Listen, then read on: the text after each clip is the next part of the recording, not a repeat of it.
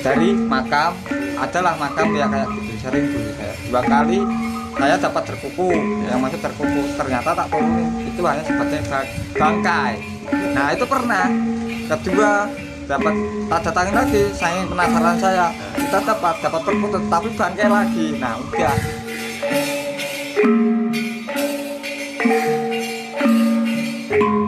Kayak gitu. Nah ini Mas Datu Papacan kan kalau pikat itu kan lokasi tetap beda-beda. Mau di makam, mau di hutan dan sebagainya. Nah ini mungkin teman-teman juga penasaran. Ini ada yang tanya, perkutut punden itu yang bagaimana?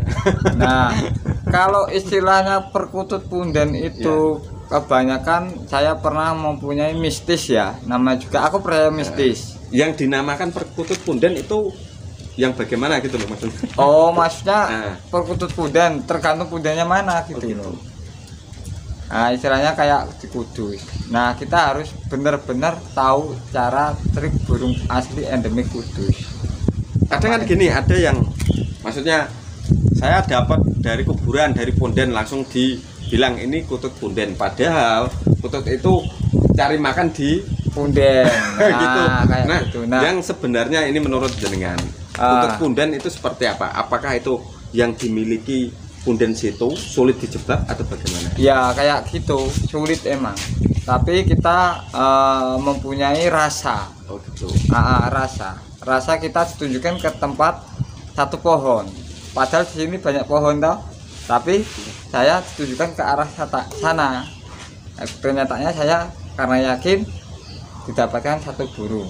Oh gitu. Nah kayak gitu. Sulit rata-rata untuk wah punden. Sulit banget. Kan ini saya pernah dengar-dengar. Itu ada di punden mana itu ada burung putihnya, ayo. Ya saya itu pernah. Pernah nggak? Nah maksudnya ngincar itu burung. Ngincar itu putih. selama saya itu hampir 3 bulan. Iya. Burung itu tidak pernah kelihatan. Saya sering dilihatin cuma burung itu tidak mau. Tingginya ya hampir 30 meteran. Dengar suaranya? Dengar suaranya. Lokal alam. Tapi putihnya itu enggak putih-putih kayak yang dijual. Dijual enggak? Ternak ya. Enggak, agak-agak semu kecoklatan gitu loh, agak kotor. Berarti putih-putih beras.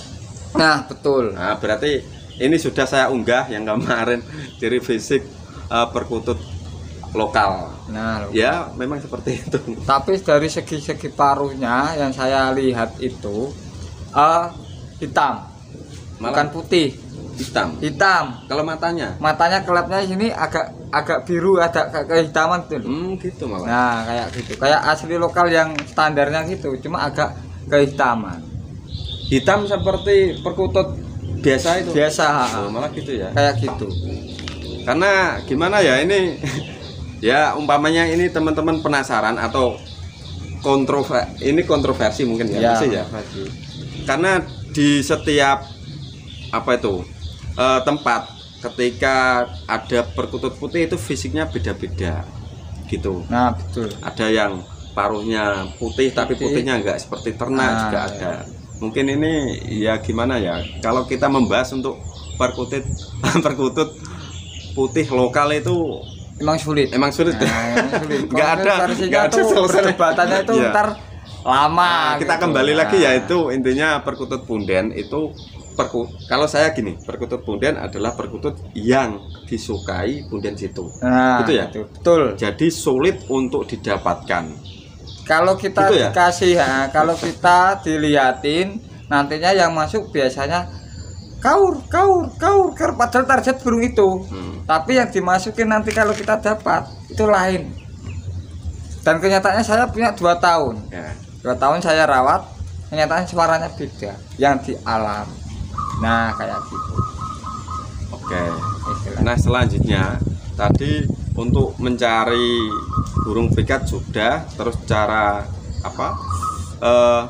Kalau sudah memelihara ngelatih sudah, terus cara masang daun di sangkar jebak, apakah ada triknya? Ada triknya. Kadang kan ada yang penting dikasih daun. Nah gitu. Nah, kalau saya berharap teman-teman semua jadi pemikat seluruh Indonesia maupun Nusantara, kalau bagi saya trik seorang pemikat itu kan beda-beda. Ya.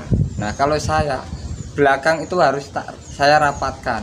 Oh gitu. Nah, harus ada daun-daunnya. Gitu. Daun-daunnya harus rapat dan juga lantai itu harus kita cuma biar liarannya itu langsung loncat ke pelatuknya itu. Oh lantai berarti yang dikasih daun itu belakang. Terus sama lantai bawah jeplakan itu yang yang pelatuk itu. Kalau masalah daun apa sembarang nggak? Sembarang terserah, yang penting kita posisi belakang itu rapat biar dia tuh nggak tarung di belakang. Oh, gitu. Tarungnya ke samping, dia nggak bisa tarung ke samping, dia loncat ke posisi depan yang posisi nggak ada daunnya. Nah gitu. Dan kedua biar satu burung bubut, burung elang, burung biasanya kan macam lah banyak tragedi. Tragedi kayak pikatnya gitu. Mati ya. Nah pikat mati kayak gitu. Antara bawahnya sangkar. Kalau kita lihat ada tupai atau apa, saya masang lebih rapat lagi. Oh, gitu. Kanan kirinya sangkar itu tak kasih daun. Malah. Oh, biar gitu. Apa? Kalau dia ke atas sangkar, kita habis. Kayak gitu. Berarti untuk umpamanya biar tidak diterkam burung bubut itu kalau bisa daunnya sampai samping. Oh gitu. Nah, sampai samping. Tidak hanya di belakang, tapi samping untuk kanan kiri. Ketinggian minimal 20 cm lah. Oh. Dari tiang ke tingginya tiang sangkar pickup. Kalau saya tidak pernah hanya daun setinggi sangkar belutnya ini tidak pernah. Lebih ke atas lagi. Lebih ke atas lagi. Oke. Nah, mungkin ada tambahan ini untuk pecinta enggak intinya untuk yang biasanya mikat ini untuk teman-teman yang suka mikat. Oh, kalau buat teman-teman selalu jaga hati-hati, jangan istilahnya belajar itu kita sharing cara pemasangan daun atau kita cara melatih pikat atau masalah cara menaikkan tongsis atau gala itu emang triknya beda-beda. Hati-hati itu bisa di alam itu banyak mungkin yang kasat mata dan kita ada ular, ada yang tidak terlihat. Nggak terlihat, soalnya sering saya menemukan sesuatu hal yang negatif atau positif. Nah, pernah saya diloncatin kena, tapi burung itu mati. Dari makam, adalah makam ya kayak gitu. Sering dulu saya 2 kali saya dapat terkuku, yang masuk terkuku, ternyata tak turunin, itu hanya sebagai bangkai. Nah itu pernah. Kedua dapat tak datangin lagi, saking penasaran saya, kita dapat terkutut, tapi bangkai lagi. Nah udah, saya nggak mau ke situ lagi. Bangkai lagi maksudnya mati? Mati. Yang tahu maksudnya pikatnya itu loncat, tahu kita loncat, tapi kita turunkan, nggak ada.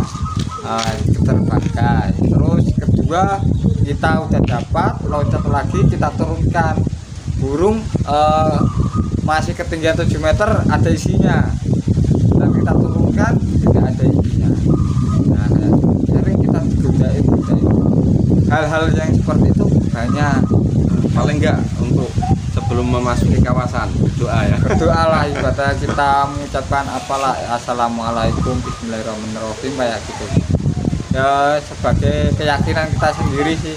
Kalau ibadahnya kita kurang yakin ya jangan kita lanjutin. Intinya untuk yang hobi mikat, jaga kesehatan, jaga diri sendiri, karena rata-rata yaitu tadi banyak peristiwa ini mungkin dari Mas Datuk, Bapak Can dan yang lain juga masih banyak lagi sebenarnya banyak. Dikira batu malah ular kan, ular yang gede maksudnya. Dari ada yang seperti itu. Kalau saya masalah katurangan, kalau saya mempunyai ciri pribadi, biarlah katurangan itu terkeluar dari segi pemilik yang rawat. Nah, jadi saya kalau di alam, kalau sudah dikasih kode kiri mati bulu putih atau tombak cucuan jalannya kayak apa, di mana posisinya itu saya hal wajar.